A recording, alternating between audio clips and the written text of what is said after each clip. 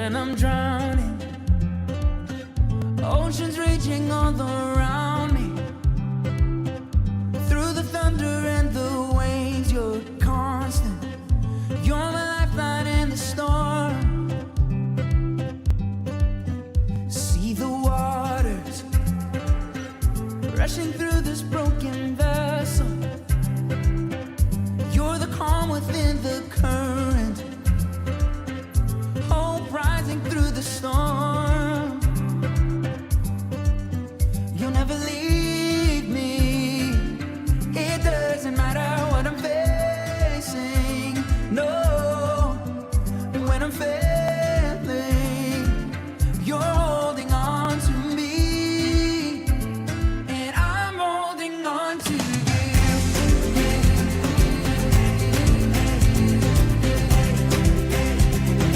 I'm holding on to you.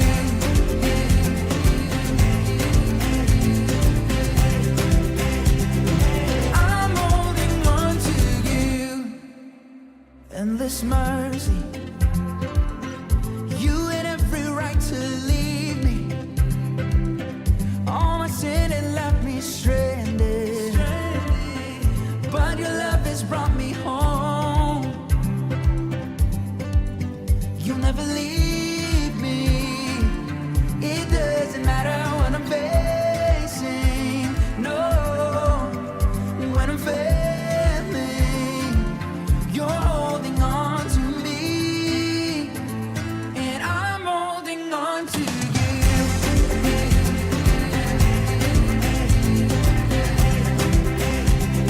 I'm holding on to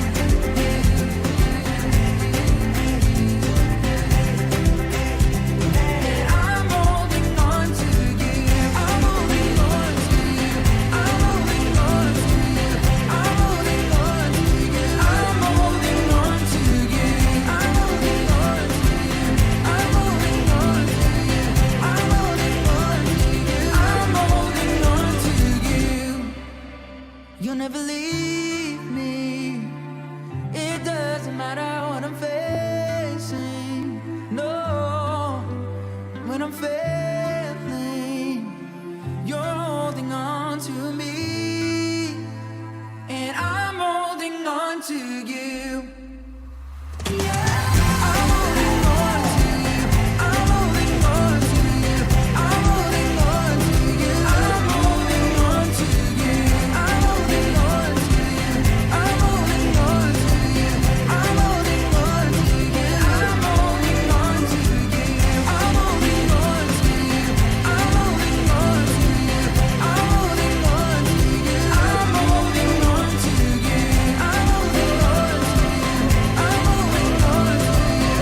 I'm holding on to you. I'm holding on to you.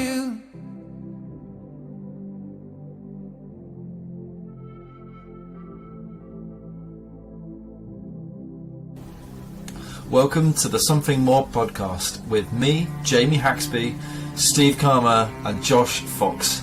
You know, in such a crazy time of change and uncertainty, where all of our values have been flipped upside down, we're going to explore what it means to be truly human. We are looking at what it means to live fully human with identity, security, and purpose. And we're going to do that by interviewing loads of different people about their stories, the connection that they have with God. To find out in their own life, how have they found something more in relation to understanding and knowing who God is.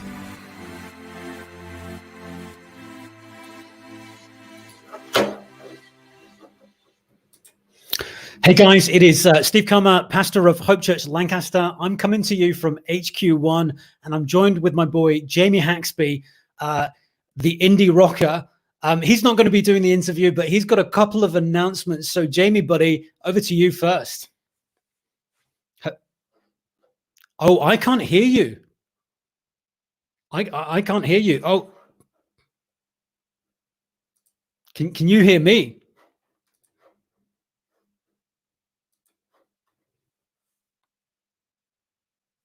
Okay, guys, you're going to have to speak to me in the comment sections. Have we got audio for Jamie?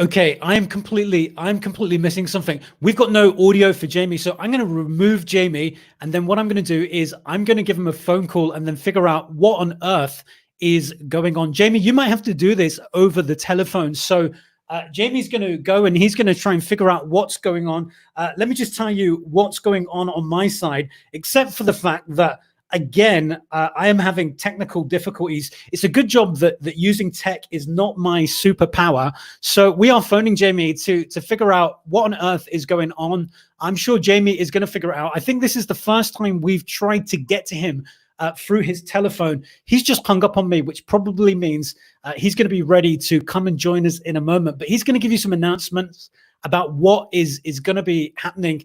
You can do me a couple of favors, a couple of things.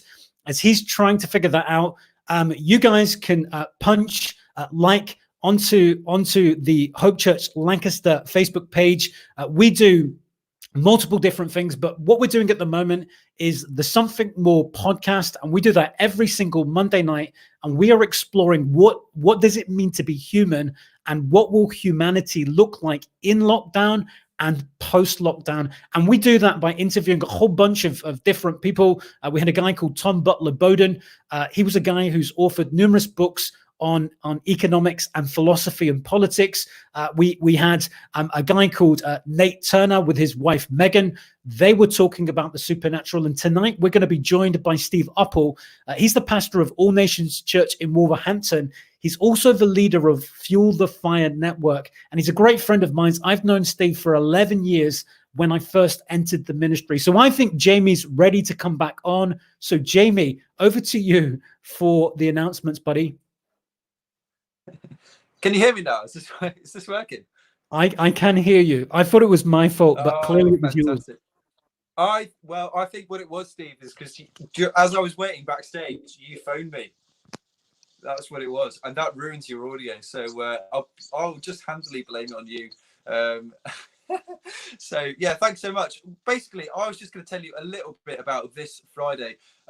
Super excited. This week's been amazing. We've had a great Sunday. We're at Wildfires last night. Those that are there are amazing. Tonight's going to be incredible. And then Friday night, we've also got this amazing story that only just happened the other day.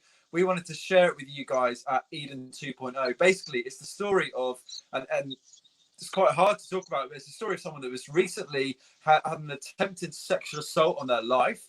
And then in that moment, they just experienced something powerful of the Holy Spirit. They managed to pray for the person and basically ended up getting away from the situation unscathed. Just a remarkable and miraculous story. So we don't want to kind of brush over that and pretend that that's what happens every time, and these are hard things to talk about, but it was such an amazing story that we just really wanted to share it with you. So we're going to be doing that this Friday at Eden. We'll do our normal Bible study as well, and we want to make a bit of space for the ministry of the Holy Spirit online as well. So we're going to be doing that together this Friday at 7:30. So be there or be square, I suppose. But yeah, it's going to be a really, really good evening. So be there. Yeah, guys, make sure you're there for Eden 2.0. God bless you, Jamie. I will drop you. I'll drop you from this feed, and I'm glad we figured out audio issues. Take care, buddy.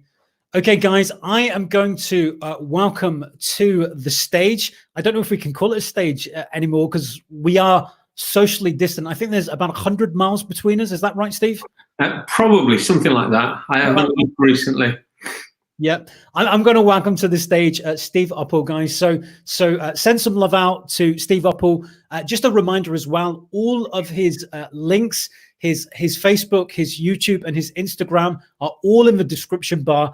He's also got a course which he's just released through an online training company, and we're going to stick that in the description bar later, but I'll also post it into the comments section later on as well. But I just want to welcome you to this. Steve, do you want to start by just telling them a little bit about yourself? Yeah, thank you. Thank you for having me on your podcast, on your show. An absolute delight. I've known Steve for quite a few years. He was living in the same area here in the West Midlands for a long while, so we connected quite regularly. I just value the friendship. We don't connect as much, but I just do value the friendship, and always excited to see what God's going to do into the future for that. And with that, I'm Punjabi background, so Punjabi Sikh background, North India, but born and raised here in the UK.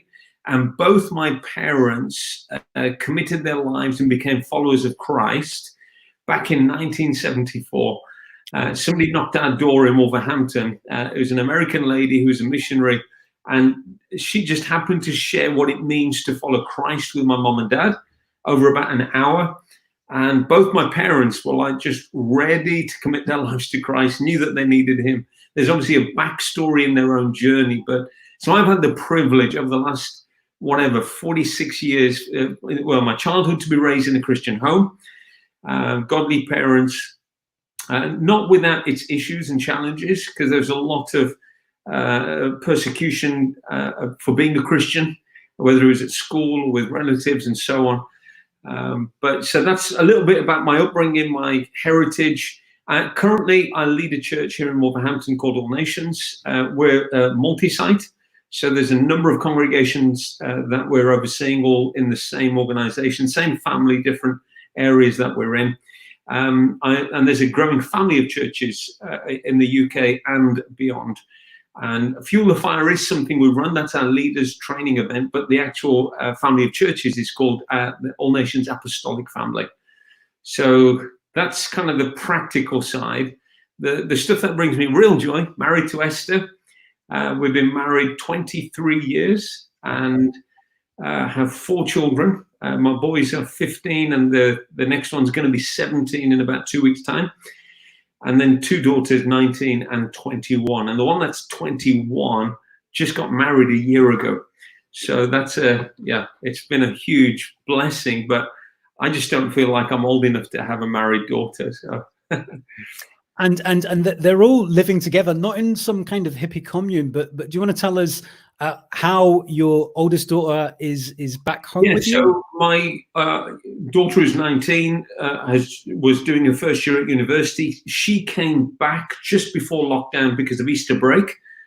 She's in her first year doing English at Nottingham University. And then the week afterwards, because of lockdown, my other daughter and her husband also came, and they're with us, and they've been with us here since the end of March. And so we got 7 people in the house over the last few months, and it's been a delight. It's been good. I'm grateful that we all get on. Otherwise, it could be a nightmare. Sometimes when I say to people, there's 7 of us in the house, they're like, and how is that working out for you? So, but I can honestly say it's been an absolute delight to have the whole family here together over the last few months. Yeah. Now, let me tell you how we first met. I don't know if you remember, but there were so many people which kept saying to me, I think you need to meet Steve Uppal. I think you'll get on really well with Steve Uppal. Or I remember preaching someplace and there was something I said and they said, oh, wow, that reminds me about something Steve Uppal said. You guys need to connect. And I'm like, who is this guy? So I kept hearing your name over and over again. And then we kind of connected. And I've got to say, a really, really fruitful friendship. One of the reasons why God is going to judge us at the end of time is because we don't actually realize the kind of influence we have. And I'm not just saying this because you are here, but I mean, Steve got me training again. I left the armed forces. I stopped training. He got me training again. Always used to ask me, Steve, how's your workouts going? Mm-hmm. He just really, really awesome. Just asked me, I was in my first ministry position. It was a very tough ministry position. And it was just great to get the opportunity to spend so much time with him. So it is a real honor to have you here and just making sure that the other people are aware. We've not just got you in because it's great to have you in, and it is great. We've got you in because actually something of your DNA, even though you might not realize it, is within Hope Church Lancaster. So we're talking about the issue of resilience and what it is to be resilient. Obviously, the conversation could go in any direction, but let me just begin there. What does resilience mean to you, and who are some of the people in history you look to as people who were resilient? Yeah, I guess resilience is, you could look at lots of terminology in terms of what springs to my mind. I think it's the ability to hold your course even in the midst of lots of storms around you. So you don't suddenly change course or change your mind or think, well, I don't know if this is working out, so I'm out. I mean, that could be a diet. It could be a marriage. It could be a commitment to a local church. It could be in this current crisis that the world is going through. And my personal take on it, this is just the beginning. It's a shaking, but more shaking will come in different ways. I think shakings have been happening for many decades. This is just one of them. I think there'll be less frequent. There'll be more frequent and less gap in between each one, like birth pangs. So give us some examples of some of those shakings. You're saying that we've seen some of them. I've got an idea of what you might be thinking. Yeah. So, well, first of all, I would say Jesus' words in Matthew 24, these are the beginning of birth pains. And before that, he listed earthquakes and famines and political unrest, kingdom against kingdom, and all kinds of stuff. But he said these are the beginning of birth pains. Something's going to be birthed on the other end of this. It's a waking up moment. I mean, you could go right back to the First World War and the Second World War. In that, whatever it was, 31-year period, 150 million people died, both with the Spanish flu, then the two world wars. That's a pretty major shaking going on right there. But then there's relative quiet. There's stuff that happened in the world over that next 75 years for us. But 2000 and 2001, Twin Towers, the world changes. There's a big shaking. Everybody wakes up for a moment. Churches are filled for the next 3 or 4 weeks. People are looking for some answers. Then we kind of go back down again. And we could go through the economic crash in 2008. We could look at HN1 flu, Ebola. I mean, you could just go through SARS, all the stuff that's happened in the Middle East over the last 7 or 8 years, Libya, Egypt being overthrown, political unrest, the whole of ISIS moving through that whole area. Beheadings were on our news just a few years ago, and then we forget and we kind of move on. So they're all shakings. This is another one. Now, this has got the attention of the whole world, and it's got the attention of the West in a way that most birth pangs don't get the attention of the West because they're far away somewhere. But this has shut down our entertainment industry, shut down our hospitality, shut down our sports. And my fear is that those who are followers of Christ will kind of wake up for a moment and then just think, oh, well, we'll find a way through this. And they're not paying spiritual attention to what's going on. But a resilient person, to go back to your question, would be somebody who kind of pays attention to that and holds true to the course that they've set or that the Father has set for them. So Hebrews 12 would say to us, throw off everything that hinders. Let us fix our eyes on Jesus, the author and perfecter of our faith. The sin that entangles us, everything that hinders us, and run your race with perseverance and keep your eyes fixed on Jesus. I think that's a picture of resilience. It's something that holds steady no matter what is happening and what's going on. And you mentioned, sorry, go for it. So we've got a comment in here from Jamie Haxby. That was the indie rocker who was on with us earlier. I'm just jealous because he's got great hair. But he said, I think resilience is something that is very rare in today's society. So that's explaining it. So Jamie's saying that it's something that he sees as rare. Do you agree or disagree? And why do you think that is? I think it depends what area. So there are some people who are very resilient. They fail in their first business, they launch a second business, they launch a third business, and their resilience gets them through. Or somebody who goes for a particular career and they don't quite make it, they change tack and they go. So you find people that are resilient in particular areas. Or there's some phenomenal stories of people who've been handicapped and they had an accident, something happened, and they just make it through. And all of us are inspired, whether it was blindness or deafness or a missing limb, how much they're able to do, their resilience to bounce back and just make something of their lives. But at the same time, I would say, in terms of how quickly people give up on a relationship, give up on life, maybe even quit on their walk with God because it didn't quite work out the way that they thought it would in the first few months or first few years. So yes, I think you've probably got both going on. but maybe more so today that people are less resilient than they used to be. So I'd agree with Jamie, but I'd also like to acknowledge just a whole load of people that do so well in adverse circumstances just to really push through. And not least, the persecuted church around the world would be some of the most resilient human beings on the planet. I've met a few. I've met a few that have been persecuted, been imprisoned, and got to know them personally, and just think, wow, how did they survive 5 years in prison? One of them for a whole year in solitary confinement that I met him last year. And I just think, how did he do that? How do you keep your focus? How do you keep your emotions steady? How do you keep loving Jesus? So the persecuted church, known and unknown, are some of the most resilient people on the planet. So we're going to talk about who in a little moment, and then we're going to talk about how.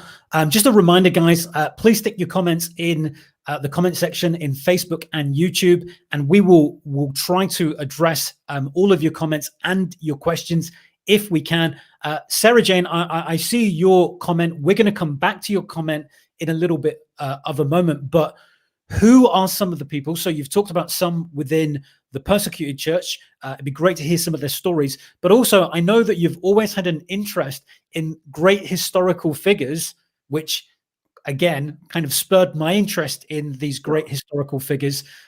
Who embodies resilience, and why is that, and how? So I think all of the people I'm looking at in history, and I've had a love for church history primarily, and a lot of more drawn to characters in church history, real people, rather than just general history, even though I love that too. It's something about humans that go above and beyond, and you just think, how did they do that? So this year, just in the last kind of 3 or 4 months, last month really, I've read again, probably for the third time, the story of David Brainerd. He was in North America. He was alive, I think, from 1718, something like that. And he only lived to about 29 years old. And yet his journal is still in print today, and people are reading it today because they're inspired by it. Against all the odds, in the hardship of kind of the wilderness where he was, he had a desire to reach the native Indians.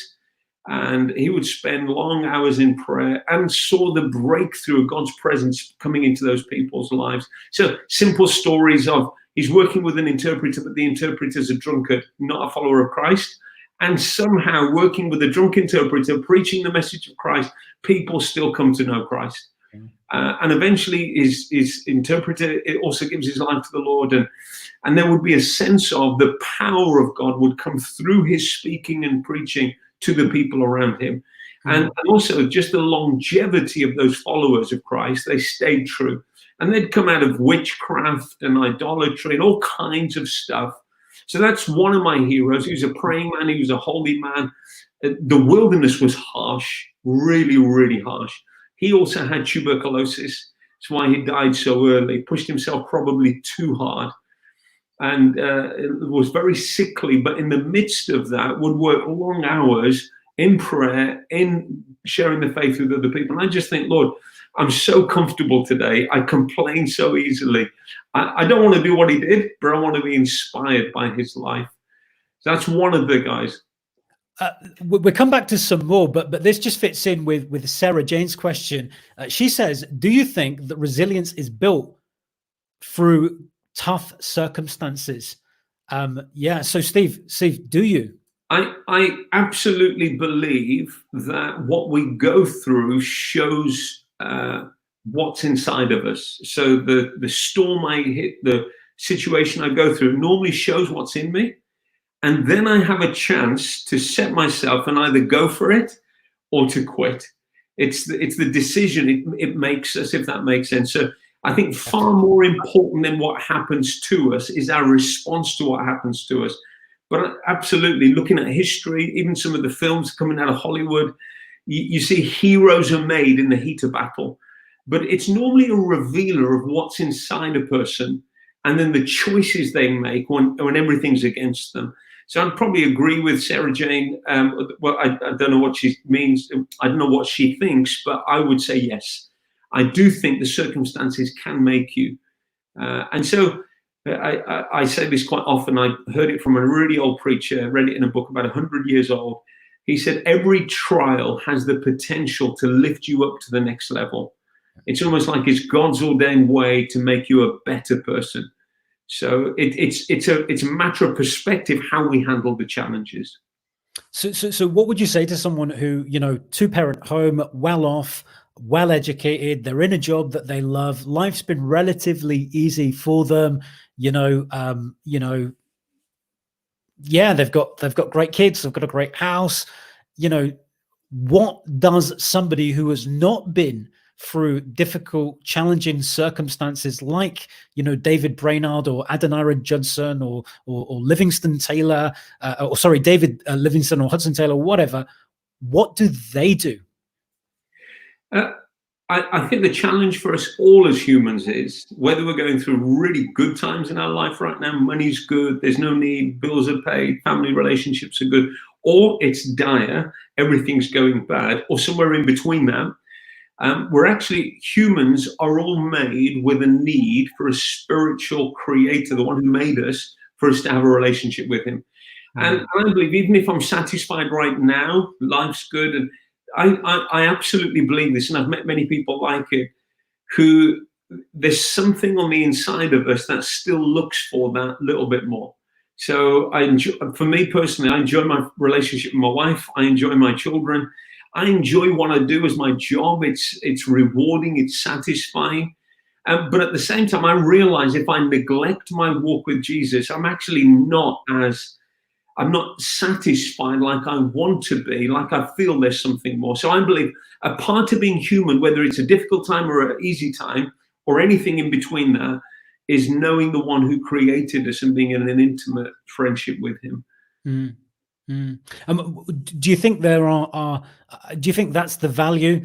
I mean that's what I think, and that's kind of why I'm asking. Do you think there's value then in the spiritual disciplines if life is relatively easy and comfortable? Do you think that there is something to be said about the self-denial and the cross carrying that Jesus calls us to? I think there is, but it's trying to figure out what for. Why do we do it? So I think our higher purpose in life, the greater purpose for everybody, is the intimacy and the walking with God. Now, anybody who starts down that journey, something is going to buck up against you. You will hit challenges. And that's where the self-denial comes in. It says, if I'm going to follow him, it's going to cost me something. But I can't buy the relationship. Jesus paid the price. But I know people will misunderstand some of my choices. That's a cost. There may have been some things I was used to doing as somebody who wasn't a follower of Christ. And now I am a follower of Christ. There's some things that doesn't honor me, doesn't glorify me. It's not the best for your relationships. So you should come away from that. That's a cost. But actually, you can't really pay any cost, because the reward of knowing God and walking with God is far greater than any sacrifice we make to go further down that journey. And I've been raised in a Christian home, but I'm realizing more and more following God, knowing him, is far more a relationship than a set of rules. It's an intimacy, it's an adventure. And personally, over the last week or so, the Lord has been saying to me, I've had this phrase called the great experiment. I haven't heard it anywhere. Just kind of whispered to me on Saturday. I was driving, we'd gone for a walk in a country park, and driving there and driving back, I just felt the Lord saying to me, go on a great experiment of abiding with me, abiding in me, knowing something of the daily intimate relationship with Jesus. So I would say that's for everybody. And there is a price to pay if you want to go deep with God. Celia's put in this comment here, most people may seem okay, but in reality is that most people go through something at some point in their lives. And I've got to say that is absolutely true. Elisa's put this, I agree, but it can be difficult when brain chemistry changes and trying to get back up from that depletion. If you want to stick some more information about that comment in the comment section, that would be great. But I guess, I assume, I might not be right here, she's talking about maybe clinical depression or something along those lines. And I would agree 100%. it's not always that easy. And sometimes we can over spiritualize everything. And I heard somebody say to me, I think it was last year, they said the best thing sometimes you need is a good snack and a good nap. And talking about kind of Elijah, where the Lord gave him some food, said take a nap. And he was going through some kind of depression in his own life. And I'm not saying all depression can be cured with a sleep and a bit of food at all. But what I'm trying to say is that there are sometimes natural causes to what we're going through, not just spiritual ones. And so there may be natural remedy from as simple as having a good sleep if you've been overworking, eating a healthy meal, taking some time out. Or I remember saying to a few people of this lockdown who haven't been out of their house and they were going crazy, take a walk, get out in nature. It will help you. Now, I could have said you should pray more. You should actually, what they needed was get outside, go for a walk, or take a rest, have some sleep. And there will be people that need some medical attention. And I'm not an expert in mental health issues, but understand that they're very real, because as a pastor, obviously, dealing with people, helping people through some of those things is a very real part of being in a community of faith. Yeah, so you mentioned David Brainerd, Jamie Haxby mentioned Adoniram Judson, who I hadn't even heard of until you pointed me in his direction. His story is awesome. If you haven't read it, guys, go out and read it. When this lockdown is finished, I have a copy of his story, so you can come and you can ask me. You can get it off of me. You can also get it from all good booksellers.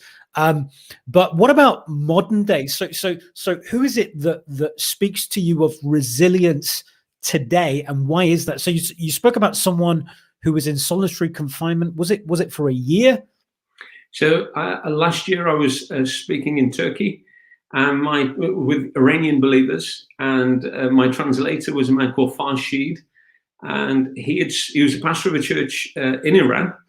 And I think in 2010 I'll go through this short story. He went to prison for 5 years for being a follower of Christ and church leader. And the first year of that 5 years was in solitary confinement. So a small concrete cell, no windows, just horrendous, nothing in there, just a blanket. And so how do you do a year in solitary confinement? A few weeks ago, I interviewed him on one of these kind of things during lockdown and asked him, how did you survive a year in solitary confinement when people are complaining about like what we're going through here? And just, he's one of the most joy-filled people. He's got no accusation against anybody. He loves the Lord more than most people I've met. And so his story is full of resilience. And he would say he became more intimate with Jesus. So when he came out, some of the other Iranian believers said to him, one of the first questions is, what did you learn in the 5 years you were in prison? And he said, I am my beloved's and he is mine. And I'm thinking, what a phenomenal answer that out of the 5 years in lockdown in prison for him, that he learned intimacy with Jesus Christ. So that would be a modern day person that has really inspired me. But then I look to believers, and theologically, you may not be on the same page, but I look at somebody like a Mike Bickle, who's in Kansas City. And some of these guys, him, Francis Chan, they just live in such a way, give away most of their money, choose to live a simple life, stay true, don't pander to all the popularity stuff. They can't be bought or sold with, I'll give you this, I'll give you that. They're making choices in the light of eternity. So those kind of people inspire me as well. I think I want to be like that. Whether I agree with them 100% theologically isn't the issue. I see Christ in them, and I see a Christ-centered life. John Piper would be the same. And again, I'm not on the same theological page, but there's some wonderful things. All of those three guys that I mentioned, that I've been enriched by their teaching and their lives. But I guess what I'm really attracted to is the simplicity of their life. And the sense of just you keep going in the right direction, even when ministry has a tendency to seduce people. Popularity, views, how many people online. It used to be how many people in the building. Now it's how many people online. And before you know it, we think we're somebody. And so I like it when people they can't be bought by any of that, and they just live for the eyes of Jesus. I think that's powerful.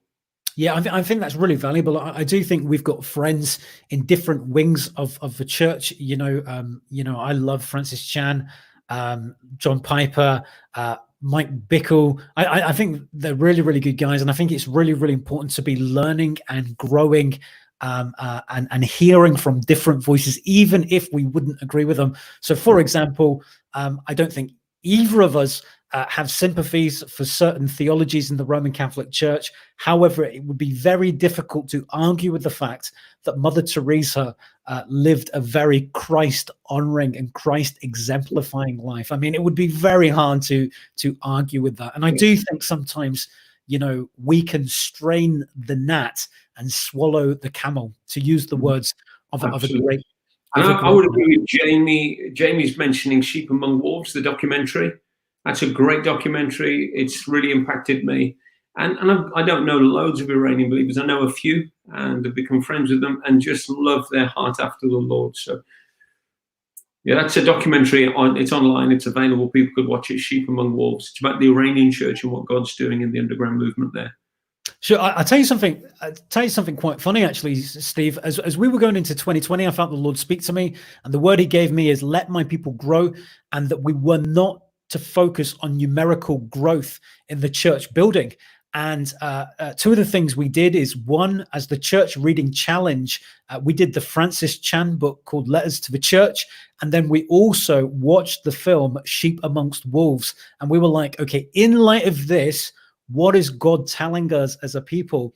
And ironically, in the providential prophetic kind of will and plan and purposes of God, when all of this happened, like, we felt really prepared. In fact, we felt, I don't know about the rest of the guys, I felt incredibly confident that God had already set the course for us as a church. So I would say we read that book last January 2019, worked it through with a group of leaders. We watched the documentary, watched the Sheep Among Wolves end of last year, and again this year a couple of times. And we felt exactly the same going into lockdown. We've been using a phrase for 2 years that there's a new wineskin coming. And so we've been asking the Lord, what does that look like? And I think the major focus has to be on being a disciple-making people, rather than just a people that say, come and see a few people that will minister for you. Actually, we are all ministers, and we all need to be discipling other people. So our bigger focus is around that. I'm not against gathered. I'm looking forward to gathering again. I'm looking forward to worshiping with people in the same room. But I do think things are shifting permanently. I also believe that we're going to have the breath of the Spirit blow through everything we do. For me, it's impossible to live to the fullness of what God has called us to do without being not just open to the Spirit, but deeply dependent upon the Holy Spirit. And yes, He forms fruit in us, but He brings gifts with Him. So when I read through the book of Acts, I'm like, I want that in my life.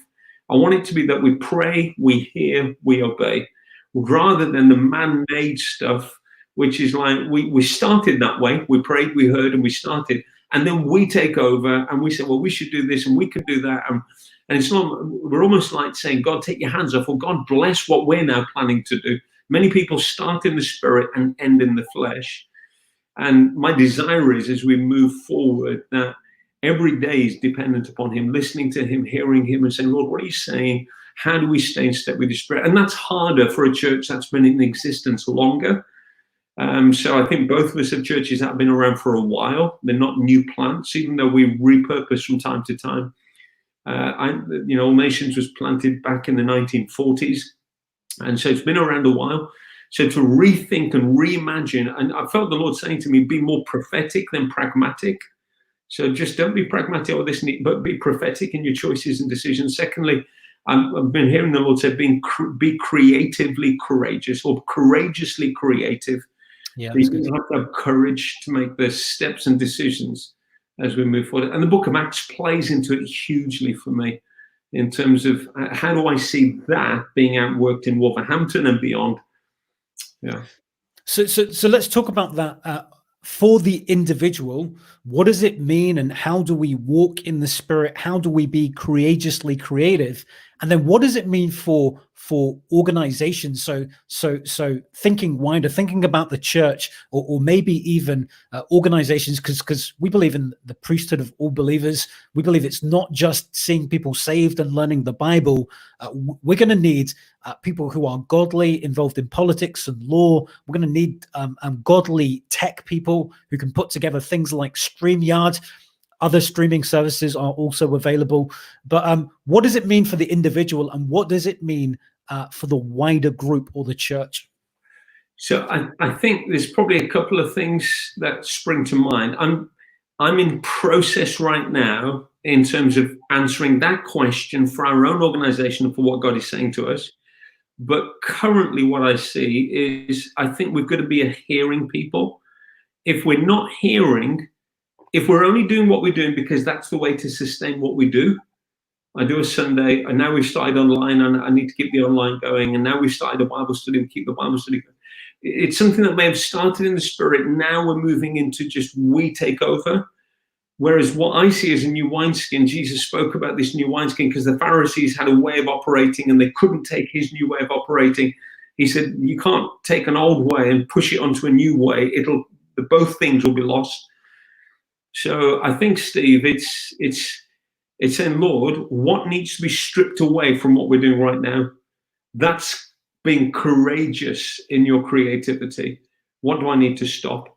I think in November last year, the Lord said to me, you're about to go through the biggest unlearning of your life.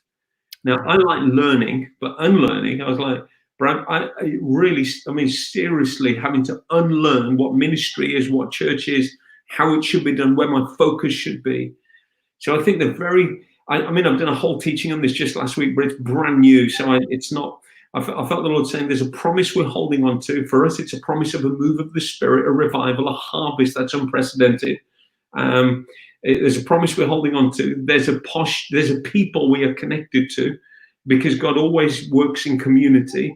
So both in our local churches, but beyond, I think we should be part of something bigger than just ourselves.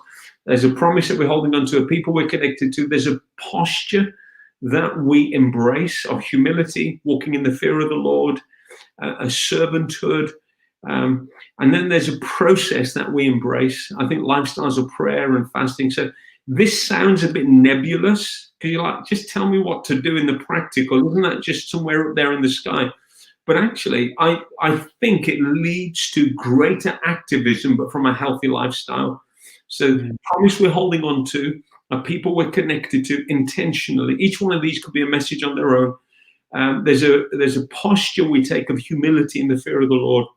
There's a process we embrace in terms of prayer, fasting, simple lives. I also think there's a pruning then that takes place. We have to intentionally let some things die, cut them off. John 15, if you don't cut them off, there won't be more fruit that will come. But it's a radical thing to do some cutting when it looks like, no, we always knew that. But without the cutting, there won't be more fruit. And then we produce something. The producing of it comes out of it. So there's 6 P's there. And then the 3 P's that run through everything is the presence of Christ. I mean, active, living, tangible presence of Christ.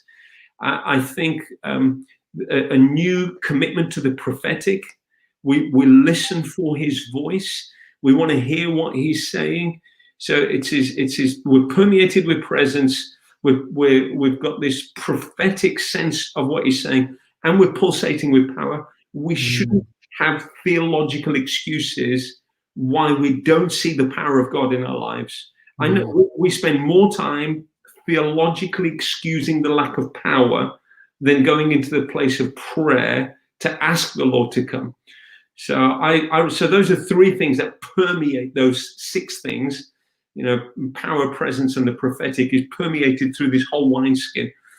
And I would like to think that is going to take me to a destination of how I do. But that is the destination, which sounds weird. Out of that, you'll get an idea. Go online, do a podcast. You get an idea, plant a church over there. You get an idea of start a new community in a pub. That's okay. They're not the wineskins. They're just projects that we will do, stuff we'll do. But we have to be a people holding on to promise, connected to a people. embracing the posture that's important, intentional. So all of that is, I don't know if it answers the question, because it makes room for somebody in business. It makes room for somebody in ministry. It works in a family. It works in a church. It works for a whole group of churches if they'll embrace this. But it is a thought in process. It's brilliant. It's a paradigm shift, though, isn't it, for some, because we like stable, we like predictable, we like well thought through, and there's nothing wrong with stable, predictable, and well thought through. God works through seasons, he works through rhythms, but also we need to recognize the fact that we are in a relationship. Here's what Nanette says: I'm my beloved's and he is mine. Would you agree that intimacy has been hijacked to the point where the basic understanding of this boils down to a purely physical expression only, and so easily disappoints and leaves people more empty than ever? I'll leave that up there because there's quite a lot in there. But do you want to make a comment about that? I don't fully understand what she's saying. So I'm guessing intimacy, is it with God she's talking about? Is it in the physical with a husband and a wife? So let me answer both. I think I would agree, if she's talking about husband and a wife, intimacy can be hijacked if the only way we know how to be intimate is in the physical sense. I think husbands and wives need to connect emotionally. They need to connect spiritually. I was saying to you, Steve, before we came on this show, I was just saying during lockdown, Esther and I have enjoyed a greater intimacy in the place of prayer. It's just been wonderful to pray for, a few hours every week together has just enriched us and drawn us closer together. It's far more than the physical. But I think there's a place for every area of our lives: physical intimacy, spiritual, emotional, and we shouldn't just be looking at the one way to deal with it. I think when it comes to intimacy with the Heavenly Father, I think for many churches that it's a foreign concept.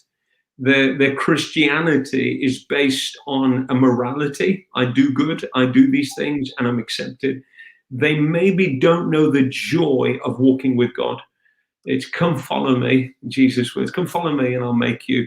It's Jeremiah 6:16, the ancient paths, walk them with me. It's Enoch walking with God. It's Moses who knew God intimately, Abraham who walked with God. It's John who was the favored disciple, and he said, I'm loved, and he knew that he was the disciple that was in intimacy with Jesus. But I think many are more comfortable working for God than being with him. Yeah. And the Lord, he's primarily looking for lovers, not workers. If you become a lover, you make a better worker than a worker. So lovers make the best workers. And so I felt the Lord say this to me about 3 weeks ago. He said, the quality of your walk determines the quality of your work. Yeah, it came out of a reflection on 1 Corinthians 3. Who's Apollos? Who's Cephas? Who's Paul? We're all in God's service. We're God's building. We're God's field. And then he says, and we build on the foundation of Christ, and the quality of each person's work will be tested. Yeah. The goal. Focus more on your walk, and it will have a deep impact on your work. So, Nanette's just put in a comment again. Let me just read that. Sometimes the best progress we can ever make is when we determine to do something in a new way. If you always do what you've always done, you will always get what you've always got. So I think she's just agreeing with you there. Matt Parker is saying, I love this. Lovers make the best workers. Matt Parker, you tweet that, but make sure you reference Steve Uppal or it's theft. And Haxby has said, I've been thinking about this the last few days. We need to do what Israel did in the wilderness, follow the presence and nothing else. Well, Jamie, strangely enough, I was reading the scriptures today, and that's exactly what I was thinking about too. Exactly what I was thinking about. I think it's very easy just to go ahead and do our own thing and just expect God to bless us. So can I ask then what do you see for the church? Like, what is the future? What are some of the great opportunities, but also what are some of the perils that we're going to face in lockdown, but also thinking post-lockdown? Let me say the perils first, if that's okay. Yeah, please. one of the things that may be a danger is we want to return to the familiar.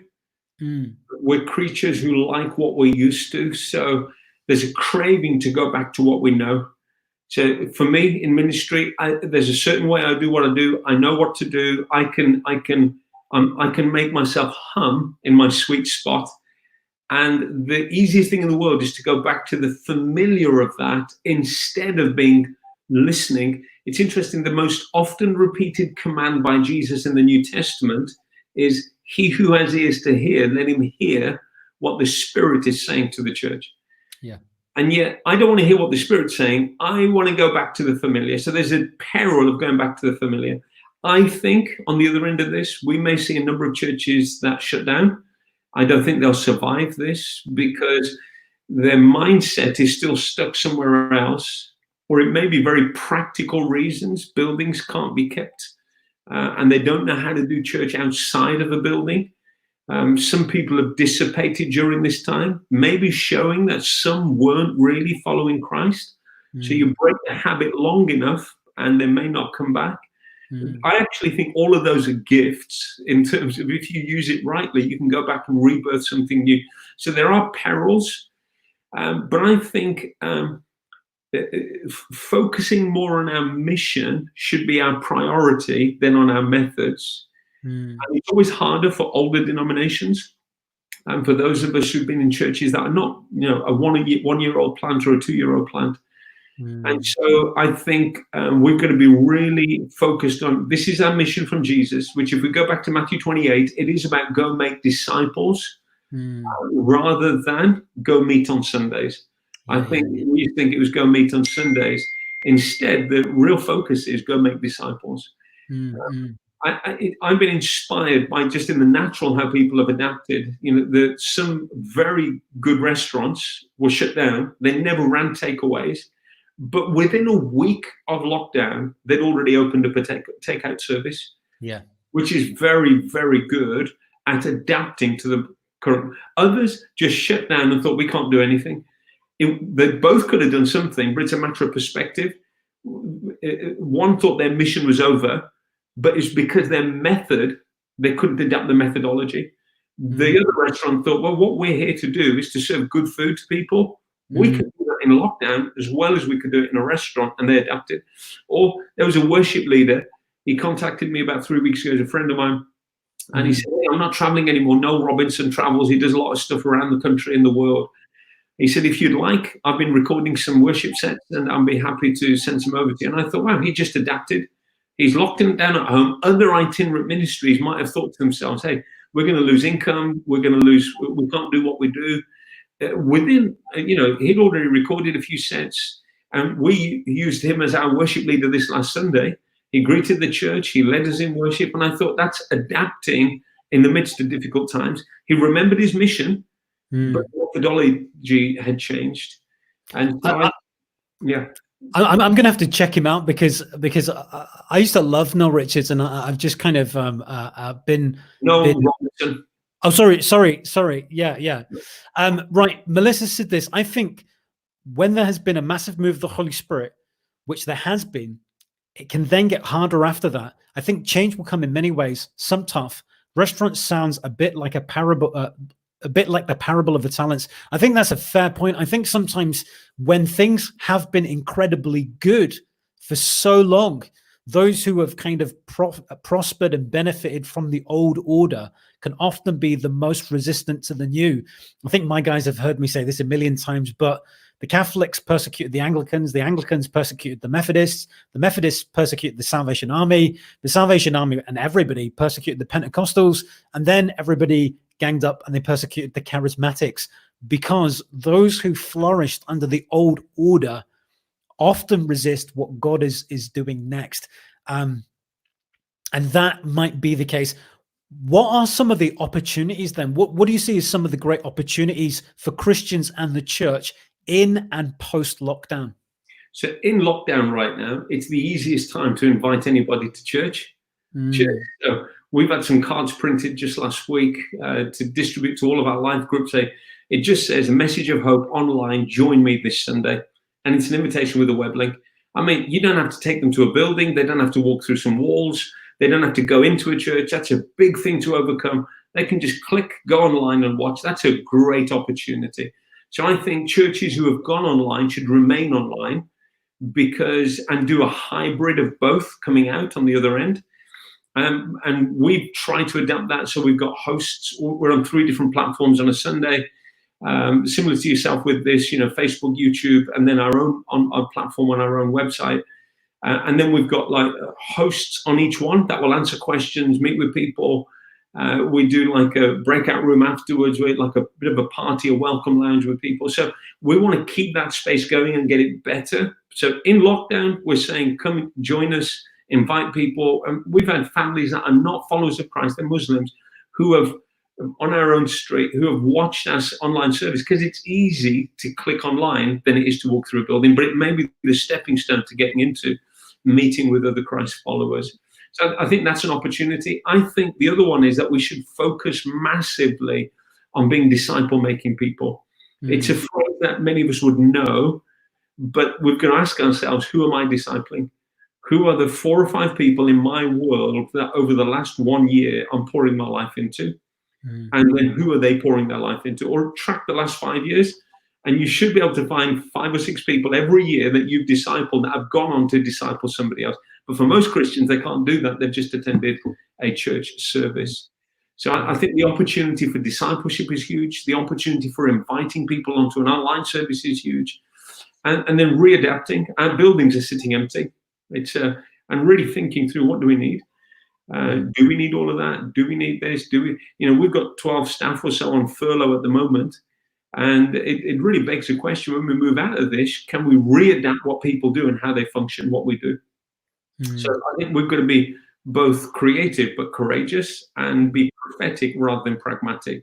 What is the Spirit saying? It's really good, really powerful.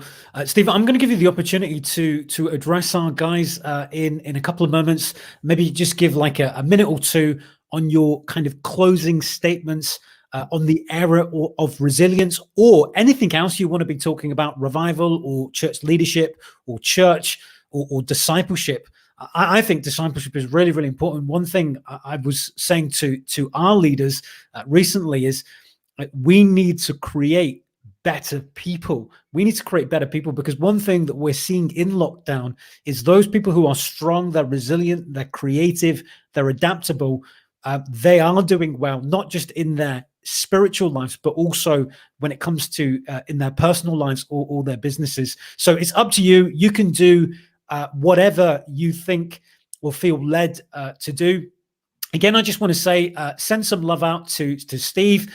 All of his links are in the description bar. I think in YouTube, that's above you. In Facebook, that's below you. Steve's also got an online course. And again, I'm going to stick that in the description bar at a later point, but I'm just going to stick it in the comment section right now. And this course is an online course, which in fact, let me just ask you, because you're here. So rather than me trying to remember what it is, Steve, tell us about this online course. Yeah. It's about how to develop healthy routines and rhythms in our spiritual life, in our relationships, and that would cover with general relationships, but marriage, parenting, and then also in our physical health, nutrition and health as well. So it's split into 4 different areas. There's 12 sessions in the course. And the premise is really simple. Most people want to remedy when something goes wrong. And why not build patterns in spiritually, relationally, and physically that help you to stay healthy and fruitful, rather than just looking for a remedy when something goes wrong, which I do believe in miracles and I do believe in emergency help. But I think living the pattern, the foundations right, is the way forward. That's really good. So, Steve, I'm going to drop out of this feed and I'm going to give you the opportunity to address our guys. Thank you. Thank you. Well, it's been an absolute delight to be able to share with everybody today. And let me just pick up that last thought. It's really based on a scripture. If you know the story in Judges 13, an angel appears and tells Manoah's wife, they're going to be Samson's parents. And so the mother hears, you're going to have a baby boy. They've been unable to have children. She's excited. She runs home, tells her husband. a man of God appeared to me and told me we're going to have a baby. And then the father to be, Manoah, says, I want to meet this angel again. And here's the question that Manoah asks the angel. He says, and Manoah said, when your words come true, what is to be the child's manner of life? And what is the child's mission? Those two things are huge to me. Here's a father who's been unable to have children. Rather than just rejoicing in the fact he's going to have a child, he wants to meet the messenger again and says, I want to know what's the child's manner of life, and then secondly, what is to be his mission in life. But he placed a higher emphasis on the manner of life rather than the mission in life. Right now, we're in this current crisis, all this stuff that's happening. It'd be a really good time to pay attention to our manner of life, how we live. If we want to be resilient, if we want to make sure we keep going, the patterns, foundations, rhythms, routines that we build into our life are the very things that will help us to be resilient in the times ahead. And so whether it's a pattern in your spirituality, a rhythm and a routine, whether it's a routine and a rhythm in your marriage, or whether it's in your parenting, your finances, or even in your physical health and diet, you can set a manner of life in place. And so that's my thought for you. And what I really would love for you to do, I think Steve's going to put it in the description, but allnations.org.uk/healthy life is the e-course that's available. It's currently on 50% off, and it's 12 sessions, 30-minute videos with a workbook.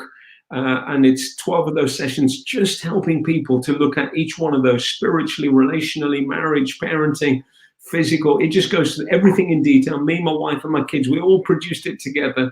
And I'm praying that it'd be a blessing to people to be able to set foundations for the future. You get those right, and you have a good chance to be fruitful in the days to come. So I'm hoping that's helpful and that I've taken the right amount of time there, Steve. So back over to you. No, that was absolutely great. I'm just putting it in the description bar here as well. Steve, it has been an absolute pleasure. I'm going to leave that live feed here. Just a reminder as well, guys, Eden 2.0 on Friday. You have to really, really, really hear this story about how God did this powerful work with this woman who was sexually assaulted. And God just moved in a very, very powerful way. Obviously, we've got Sunday, and on Monday for the Something More podcast, we've got Jamie, who's hosting a conference, and there's a whole bunch of guys who are going to be speaking at that. I think it's Chris Kandaya and a bunch of other people. So we will let you know in good time. Just be following our Facebook and our YouTube, and that's it, guys. God bless you. Take care. Bye.